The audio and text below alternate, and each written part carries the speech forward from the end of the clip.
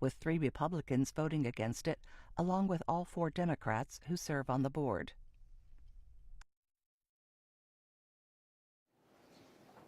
The next item on the agenda is the report of the Committee of the Full Board.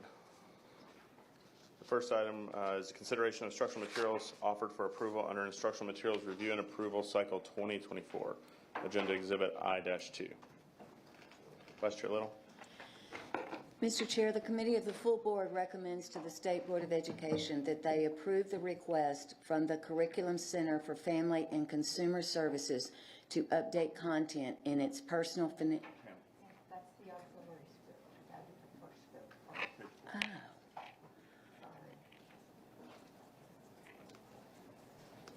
Oh. Okay, well, let me get, okay. Oh. Okay. He's got it right here. I found him.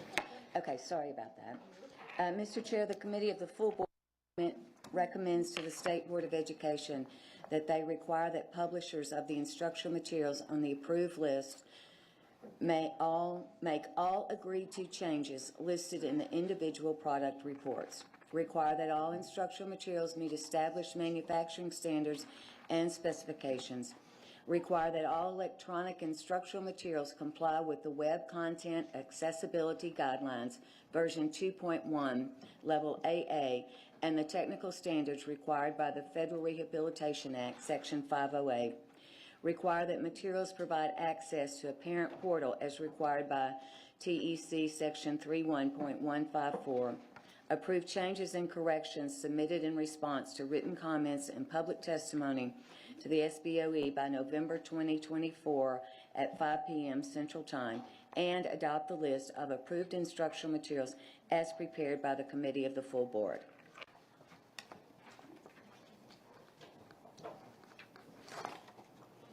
Okay, members, you've heard the motion which comes from the committee, so it doesn't require a second.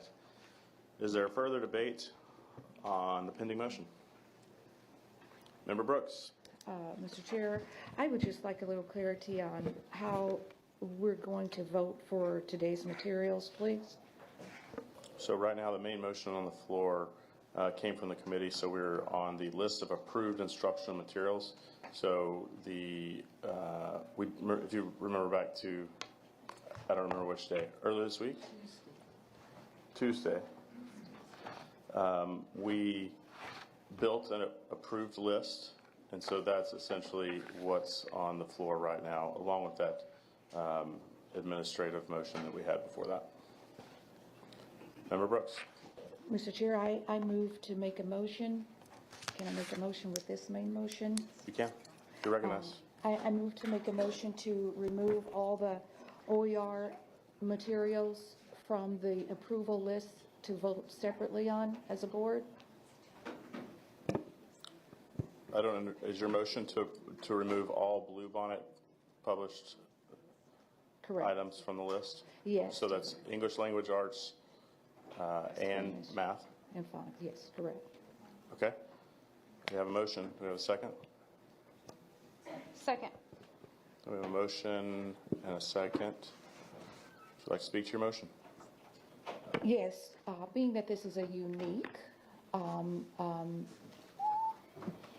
item on our list, I would like for us to, in all fairness, remove the Bluebonnet Learning for members to vote exclusively on those items as not to affect the other approved materials that are on the approval list, given the unique circumstances. Point of parliamentary inquiry. What's your point of parliamentary inquiry? This may be just a question. I think the intent of the mover of the motion is to divide the question. Am I to understand that you're moving to divide the question? The parliamentarian and I also agree that we believe to be the intent. So would you like to move to divide the question between the current approved list and Bluebonnet? Mr. Chairman, I move to divide. Can you put your microphone closer, please? Mr. Chairman, I move to divide the approved list with the removal of the Bluebonnet Learning curriculum in all subject areas in the MRA. I have a point of parliamentary inquiry. What's your point of parliamentary inquiry? Is it proper for me to add a friendly amendment to her motion? No friendly amendments, just friends who have amendments that can work it out, hopefully. Okay. Member Brooks, would you consider dividing the question amongst the Bluebonnet ELAR materials and the Bluebonnet math materials? Instead of, for us to vote on them separately? Instead of the suite of materials, let us vote on them by subject. Correct, so if, just to get clarification, you're saying we would vote on each approval material by subject Bluebonnet separately? ELAR, Bluebonnet math. You don't have to accept it, I'm just, would you consider it? Okay. The point of parliamentary inquiry, I think, Okay. has been answered. If y'all want to work that out, you can do that. She can restate her amendment. Otherwise, we're going to keep moving.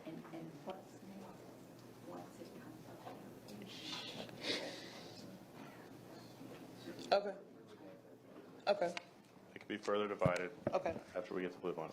Okay, just keep it how it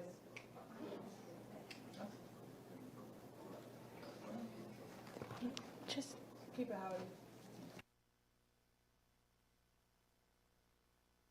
Okay. We'll take up the Bluebonnet, just so I can be clear on the division of the question, Member Brooks. Are you just dividing it from the list of approved materials, but you're leaving all the rest of the text of the main motion intact? that is correct, just the Bluebonnet learning for. I can't hear you. That is correct, just the Bluebonnet learning materials for ELAR, phonics, and mathematics.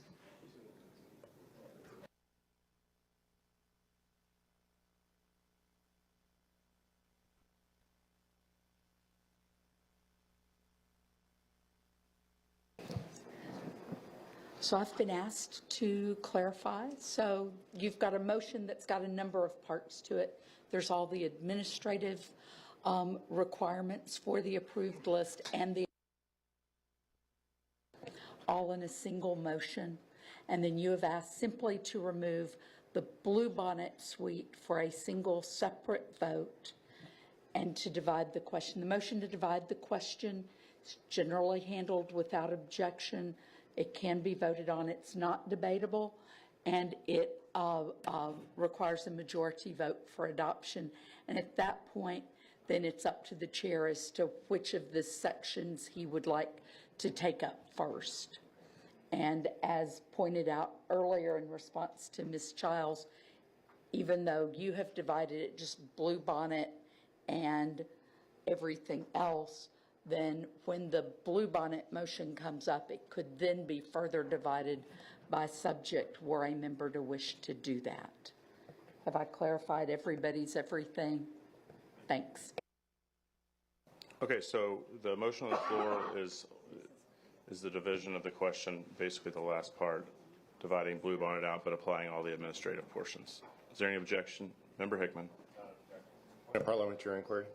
Just to clarify what Ms. Kay just said, we are dividing out Bluebonnet, ELAR, and math? That's not true. What we're doing right now, so that if you remember from the other night, the beginning of it had a lot of administrative. We can read it again. So it was talking about web content accessibility guidelines, the Federal Rehabilitation Act, Section 508, all of those things. I'm trying to make sure that we are consistent, that the division of the question includes that. It's just Right. taking out Bluebonnet, and Right. then once we get past this point, it could be further divided, but we have not gotten there yet. My question is what Bluebonnet is being divided, I think, to Ms. Childs. Right now, All math and ELAR. anything named Bluebonnet in the report is being divided out Okay. from the main motion. That was my question. Thank you. Thank you.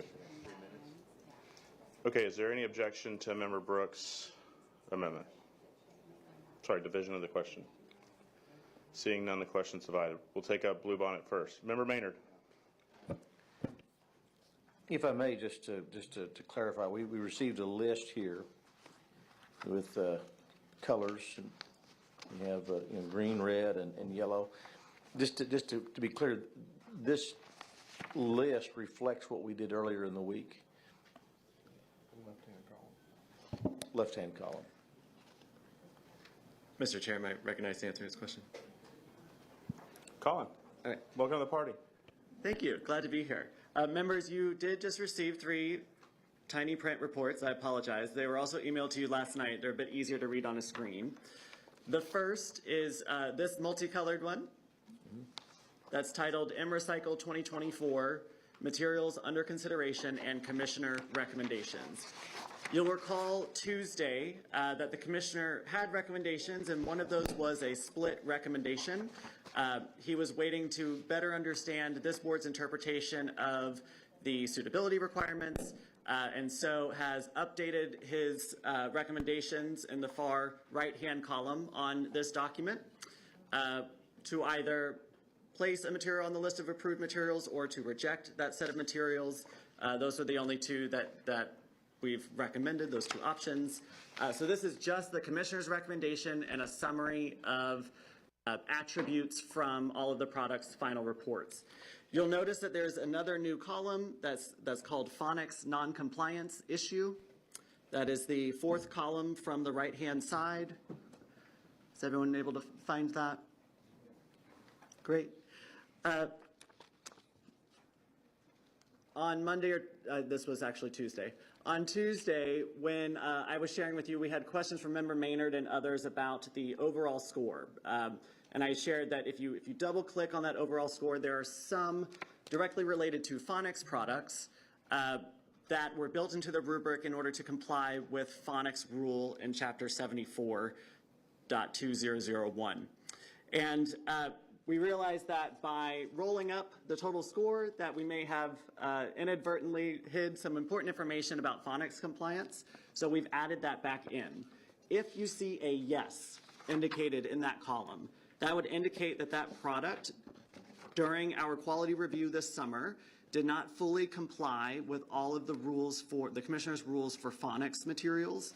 And so this body is able to approve those products. However, please know that a district would not be able to only adopt that product to comply with Phonics rule. They need to supplement that product in order to comply. So we wanted to make you all aware of that, as I believe is the intention of this body to do full subject, partial subject materials that don't require supplementation for a district if it is on this approved list. So I wanted to flag that for you, that is now here. There are 2 products, or 2 publishers rather, with 3 products total that you all placed on your draft list, we'll call it. That would be 95% Phonics. So if you turn to page 3 of 17 on this commissioner's report.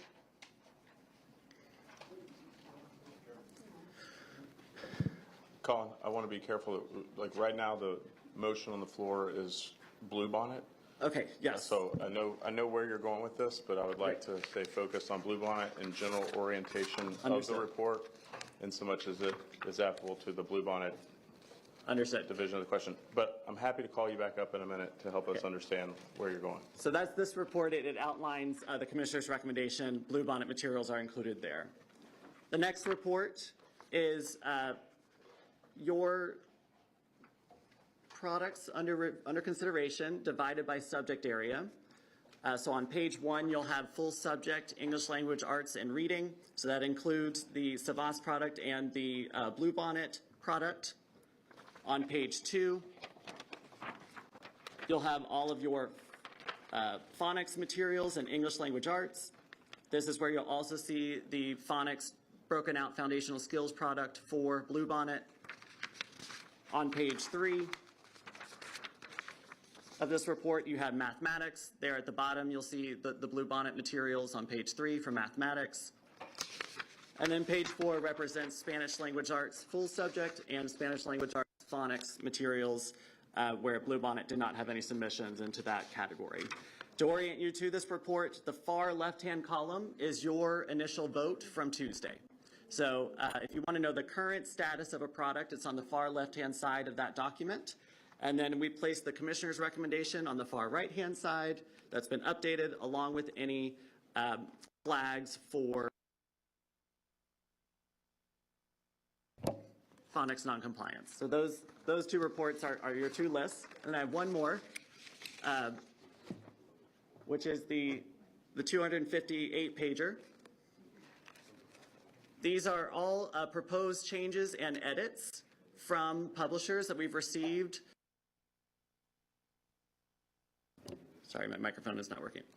That we've received before the deadline of 5 p.m. on Wednesday. And so this is, again, sorted by the type of change and then by publisher.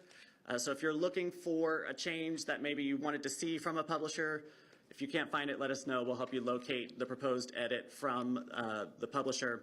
But these will be considered as required changes upon your vote today. So this is just all additional changes that came in between, I believe, Saturday of last week and Wednesday of this week, summarized for you here. So those are the three reports on your desk that might inform your votes today. Chairman. Yeah, Member Perez-Diaz first, then I'll come to you, Member Francis. Thank you, Chairman. Although, so I'm a little confused. I don't want to speak out of turn. Thank you, Colin, for all of that information. We're not speaking on any of that until we get past Bluebonnet, correct? Correct. I think what I asked him was to explain what the reports were so that people can orient themselves to the reports. Right now, the motion on the floor is related to Bluebonnet only, but you can't answer the Bluebonnet question if you don't understand all the reports. So I was trying to get everybody oriented on reports in order to answer that question. If it's about a different publisher, we will take it up once we finish the division of the question. Okay, so then I'm okay to speak on Bluebonnet. Yes, you are. Yes? Yes. Okay. Thank you for this. I wanted to say really quickly, so I supported the motion. I'm in support of the motion. We have officially divided the question. Actually, no, we haven't. Okay. Thank you. So, yeah. Yeah. Can we officially? Yeah. I thought you did that without. Yeah, you did. Actually, no, I did that without objection. Thank you. Okay. Okay, perfect. All right. So it is divided. It is appropriate. Member Perez-Diaz.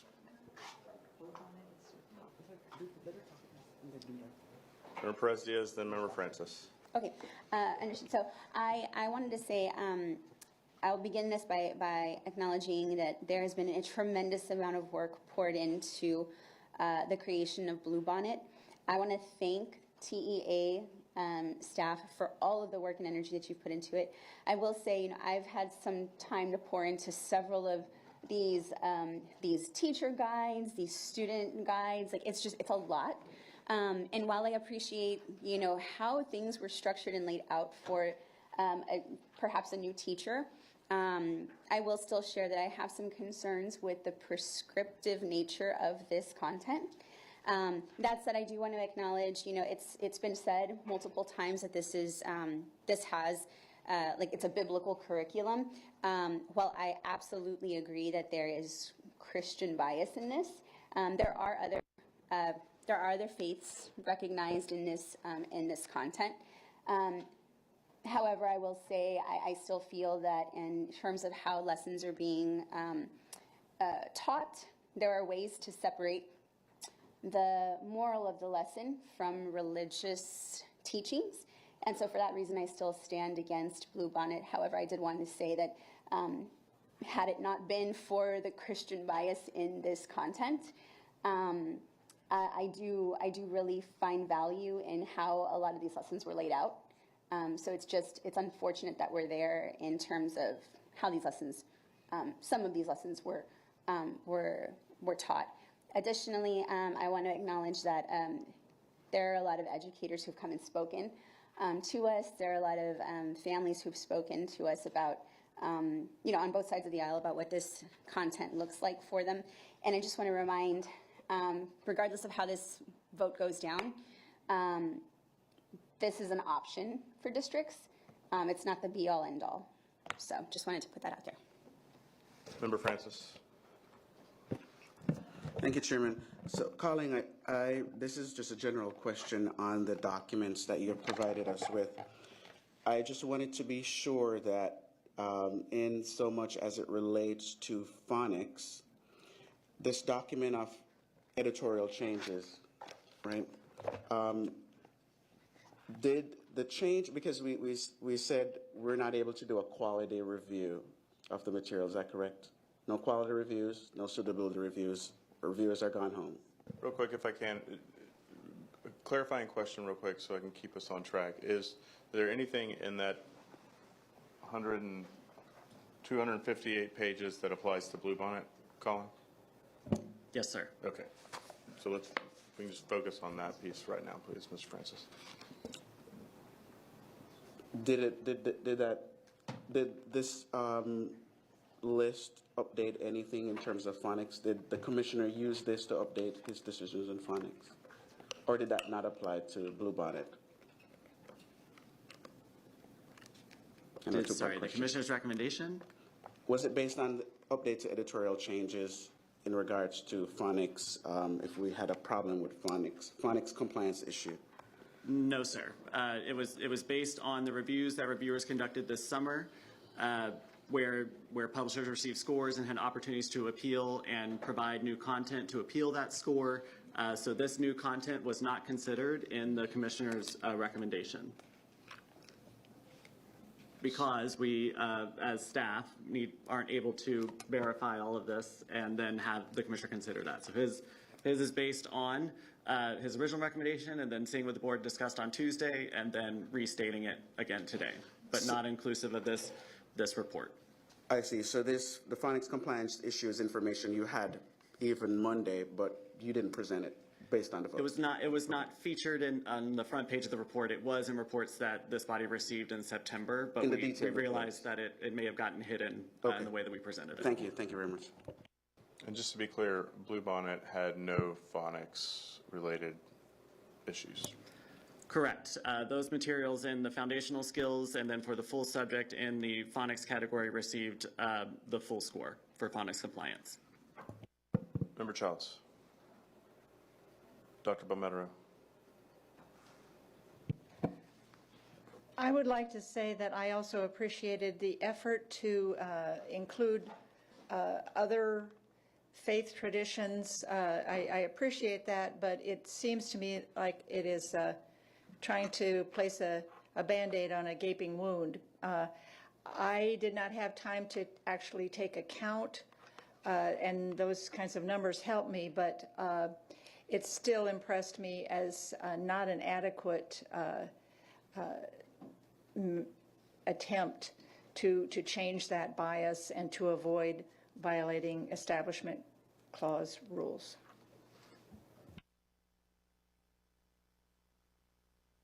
Member Hickman. Just a question for staff. On the 258-page report, we have some Bluebonnet edits, and there's I'll just do number 1, there's updated text, and then there's a URL for the updated URL. I looked at some of these issues for Proc 24, and we had a similar report, and it said what we were adopting. Is this URL going to be kept live? So when someone has a question in a year or two, what did we update and how was it updated? We could see the updates there. Yes, there is a process where staff, similar to Proclamation 2024, where after today's vote, staff will then receive a final version incorporating all of these edits from the publisher, and then we will compare and ensure that every edit in this report and all the individual reports that you received on Tuesday are indeed made. And if that's not true, then we come back to this body and explain that and talk about next steps. But to your question of are these archived? Yes. We're able to, the publishers are required to keep them up for just this purpose so that we can compare them. Okay, and maybe a parliamentary inquiry. Is the motion on the floor to approve Bluebonnet inclusive of these changes in the 258-page report, or do we need to make an amendment to incorporate these changes?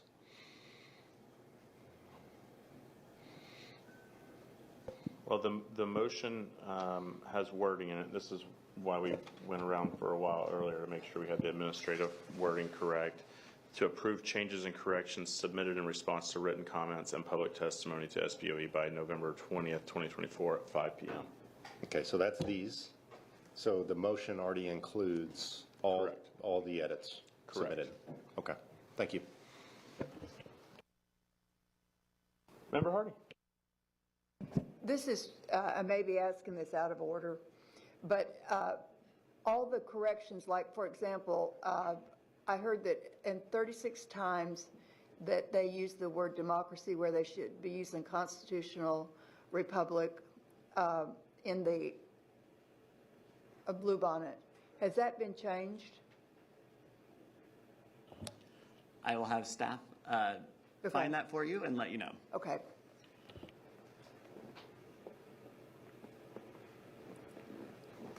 Member Childs. Thank you. I just wanted to talk very briefly about Bluebonnet ELAR. As I said Tuesday, I spent a lot of time reviewing Bluebonnet in terms of its stab at including Black history references. It is a great start. I appreciate TA's work with me on going back and forth over the summer and even this week on trying to make it as inclusive as it could be. I know that there are people that have emotions on both sides as to whether or not to vote yes or no on Bluebonnet, but in my profession, we deal with the facts. So when it comes to will Bluebonnet ELAR materials potentially violate the Establishment Clause, I'm thinking about two words: excessive entanglement, right? In the kindergarten materials, Christianity, Christians is referenced 3 times. First grade, referenced 4 times. Second grade, referenced 17 times. Third grade, referenced 190 times. Fourth grade, referenced 81 times. Fifth grade, it's referenced 66 times. So if those facts alone, if a parent or a teacher who didn't feel comfortable teaching this were to bring this up to a court, I believe they would be successful.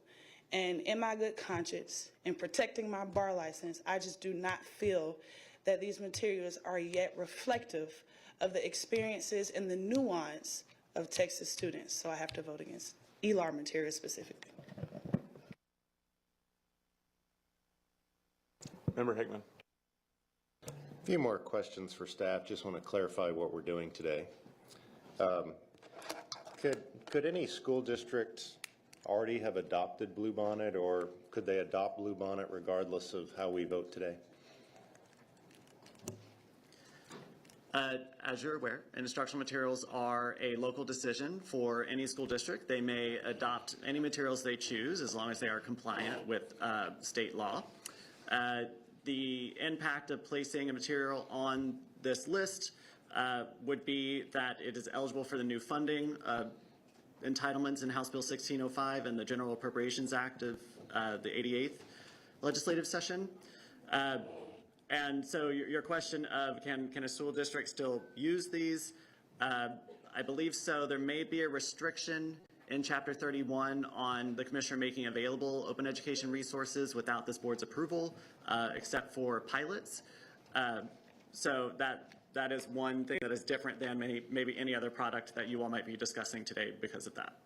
Okay, but every other material, I guess we'll talk about those, but in general, what you're saying is the $40 and the $20 for OER, that's essentially what we're doing. If it's on the list, it's eligible for this funding, including Bluebonnet. If it's not on the list, it's not eligible for the other funding. But school districts adopt lots of materials we don't approve or adopt. That is correct, and district would still be able to spend their traditional instructional materials technology allotment funds on any product they might choose. Okay, great, thank you. Member Brooks, and then Dr. Romeyer. Thank you, Mr. Chair. So, Mr. Dempsey, so I do want a little clarification on a few things. So, schools who choose to use the Bluebonnet, it's my understanding that they cannot use any other instructional materials alongside these materials. Is that correct? How flexible is this program, and even down to the time restriction? To your question of may a school district use other supplemental products alongside this product, the answer is no, that is not correct. Their districts, again, it's a local decision, may this product and others on the full subject lists in front of you are designed to cover all the needs that a teacher might have in the classroom for instructional materials. It covers 100% of the TEKS as reported on the report. But yes, districts may implement materials how they see fit. So no, there aren't restrictions on only allowing one product or another inside of a classroom. Districts are just required to report that on their annual certification to state which materials they purchase for all students and ensure that there are materials to cover all the TEKS for all students. Okay, and for the $40 for the incentives, is that only for schools that choose only materials on the approved list and nothing else to receive the funding? Correct. We've referred to that one a bit like store credit, right? It's only available for materials that this body eventually approves today on the approved list of instructional materials. If a district chooses not to make a purchase in a particular year, that $40 does accumulate, so it doesn't disappear. So the district is able to decide when they'd like to expend those dollars, and if there's something on the list they'd like to purchase, that's where the $40 per year would come in play. Okay, so just to be clear, they do have to use all the instructional materials on the adopted list. So they can't pick and choose some on the adopted list and maybe current ones that they're using. It's all in order to receive all the funding? In terms of implementation, districts have full choice as to which instructional materials they'd like to use. Yes. Availability of funding is the difference. Right. So they wouldn't be allowed to use some of that funding towards an approved product and then also towards an unapproved product. They can only use the new funding. But you really wouldn't know, right? So if I want to use the phonics, or if I want to use a few of the instructional materials, I could still use the $40 as long as I use it for that, and I can also pull from other resources that we're already using for. I understand. That's a great point. As the board is approving these products are in the program bundles that are presented to us. So a district may not a la carte their way of products on the approved list. They cannot only buy just some components of an approved product. They will need to purchase the entire set of components in year one of implementation. Okay, and lastly, so I've already seen information passed out that says it's already been SBOE approved, this Bluebonnet Learning. Why was that sent out before today's meeting? Is that misinformation? That is incorrect, as you all have not approved anything, and I don't know about that. So I'm happy to look at it, but I can't speak to it now because I haven't Thank you so seen much, to what you're Mr. Lindsay. referencing. I Yeah. appreciate it. Somewhat nuanced in that the committee of the full board did recommend to the State Board of Education for approval. So I haven't seen what you're talking about. I don't know who sent it, but there was a recommendation for approval that came out of committee on Tuesday. Vice Chair Little. Colin, I want to follow up on something that Ms. Brooks was talking about. You said that districts would be allowed to use other supplemental materials, which I know they're probably going to have to because just the questioning strategies in Bluebonnet don't follow the STAR questioning strategies, so they're going to have to use some kind of supplemental. But my question is regarding return on investment. You know, the state of Texas has spent a lot of money on this, and our districts are going to have to spend money for printing, and it's a huge chunk of money. How are we going to know specifically if we're getting a good return on this investment if they can mix other materials with it? To directly answer your question, we won't know, but that's true for any product that the board approves today where we're not sure how districts are implementing it. There is a provision in House Bill 1605 that now requires districts to report back to the agency everything they've purchased, whether it is with these approved funds or with local dollars. And so that will hopefully give this body a better picture into what is the universe of instructional materials that districts are purchasing, not just materials purchased with the instructional materials technology allotment or these other entitlement funds, because that is correct. We don't know in terms of implementation how products get used, but we do have or this body rather has purview over what can be purchased with these new funds. And again, in year one, it's required that districts purchase the entire set of materials that were submitted for review because the quality score is based on each component, not just a selection of components inside of that product for Bluebonnet or any other material under Emma review this year. Right, I understand that, but Bluebonnet is the one that has the taxpayers' investment in it. A publisher, that's a business.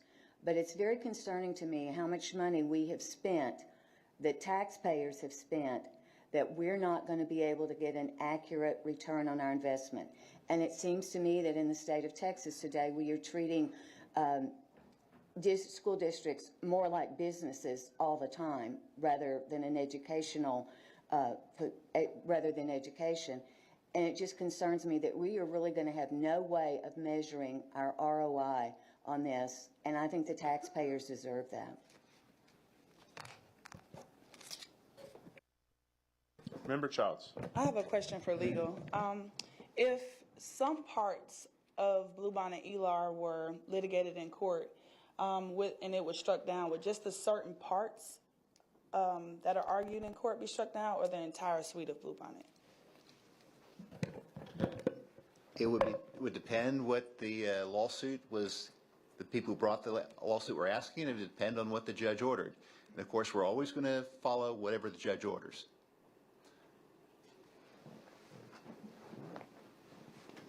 Further questions or discussion? Member Childs. I'd like to make a motion to divide the question. Okay, we have a motion and a second to further divide the question. Between Bluebonnet ELAR and Bluebonnet Math. Is there any objection to the division of the question? Are you objecting? No. So right now,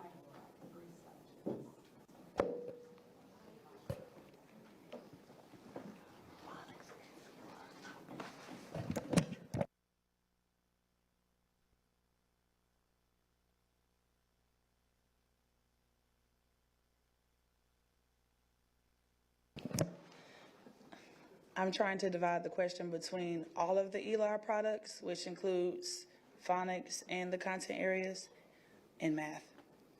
Yes. Okay, we have a motion. Do we have a second?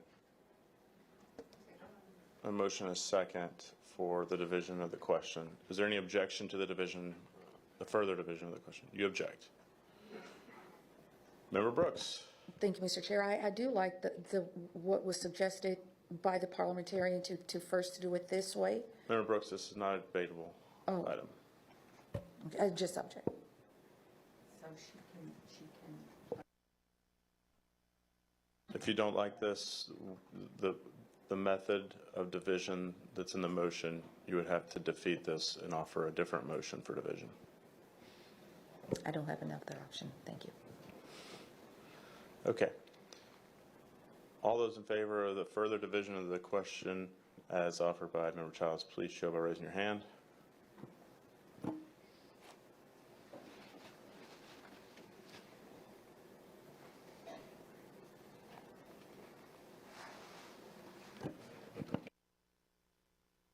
Four.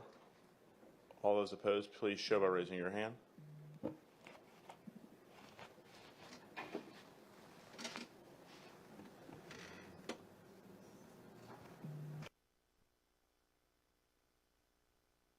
6, 4-6, the further division fails. So we're Under back. parliamentary inquiry. So What's your point of parliamentary inquiry? when we vote on Bluebonnet now, are we voting for both Bluebonnet, ELAR, and math? Yes.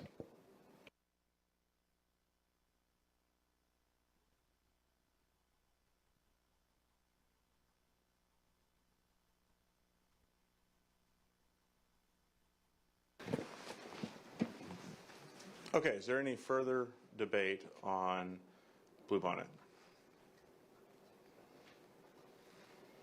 You ready to vote?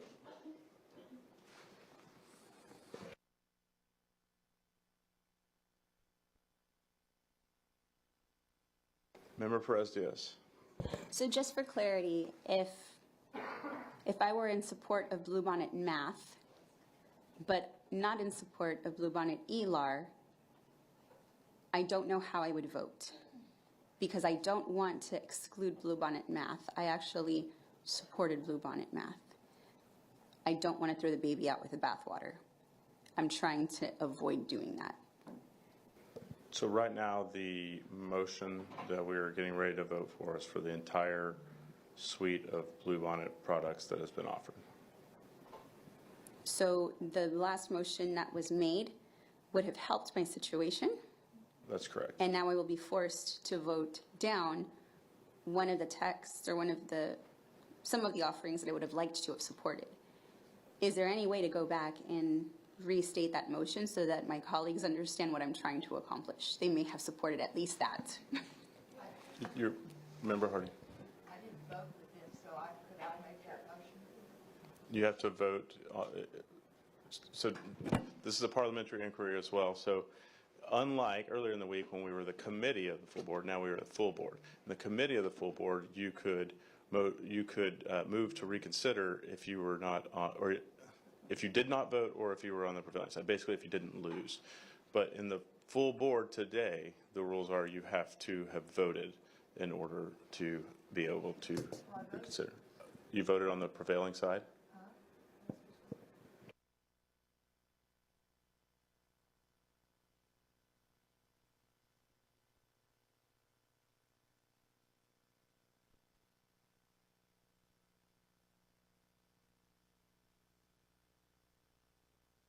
You would have had to have voted on the negative side.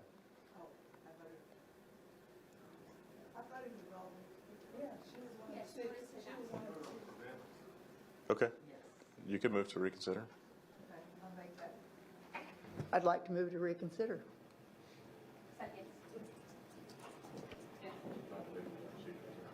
Okay, this is not debatable. So what are we voting on now? We're voting on whether to go back and re-vote on the division of the question that breaks out the Bluebonnet suite into math and ELAR, including phonics. Does everybody understand what we're doing? Unfortunately, and I have to look it up because we're way down into the weeds here. Can't be reconsidered. So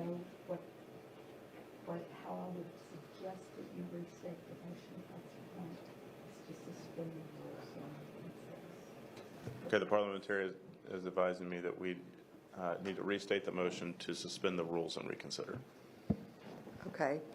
So I make the motion that we rescind the rules? Suspend? Suspend the rules to reconsider. So we have to do that vote before we can do the next vote. Motion is second. Does everybody understand what we're doing? We're voting on whether to go back and re-vote on the thing that we just voted on. So if you would like to, basically if you would like to vote on ELAR separate from math, you should vote yes here. And if you do not want to do that, you should vote no. Clear? Okay, all those in favor of the motion to reconsider, please show by raising your hand.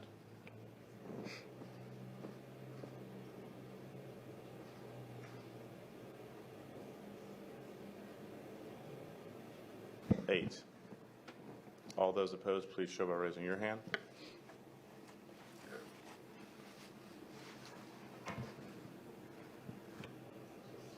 Six.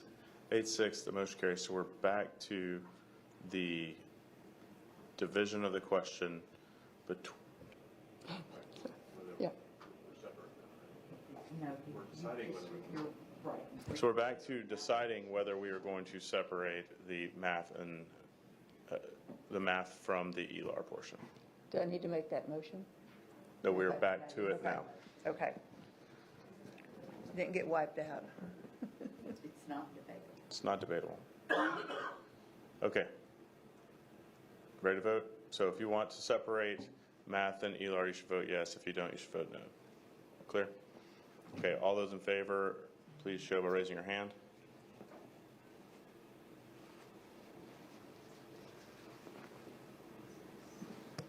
Eight, thank you. All those opposed, please show by raising your hand.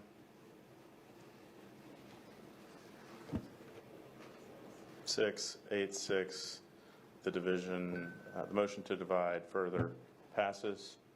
We will take up the ELAR component first. So this is inclusive of phonics. Is there further debate on this? You ready to vote? Okay. Can I request a roll call vote? Roll call vote has been requested and it will be granted. I will explain what we're voting on again. So if you would like to remove all of the ELAR Bluebonnet components from the list of approved materials, you should vote yes. Yes equals removal from the list. If you would like to leave them on, you should vote no. Member Hickman. I thought the committee of the full board made the recommendation to approve Bluebonnet, and we are voting to adopt the committee's report, which was to approve. So it's the opposite of what you just said.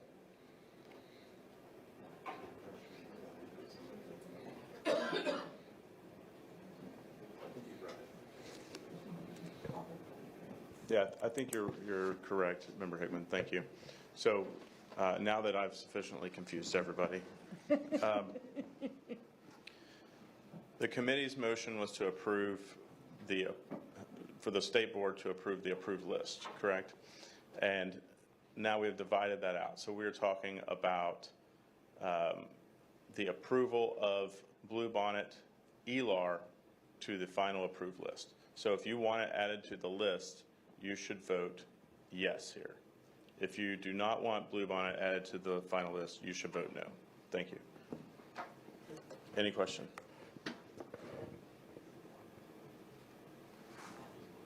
Yes is approve, no is unapproved. Please call the roll. Member Ortega? I'm sorry, one more time, can you rephrase that? Yes. Removal? Yes is remove, no. Yes is approved, no is remove. Thank you. Yes is approved. Wait, you just confused me again.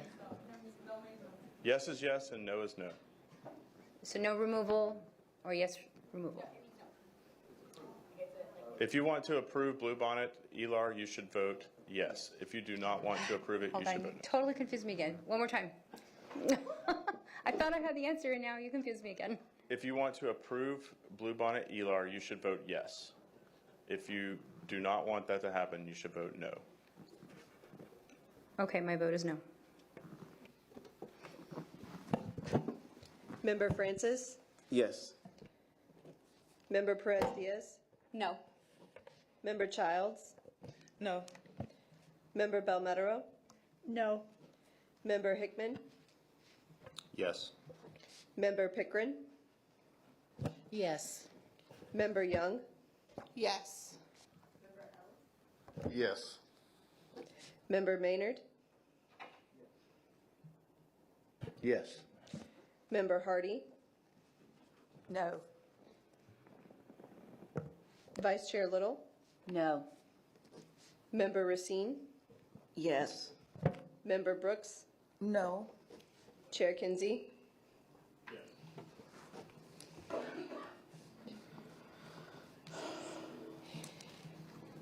Eight yes.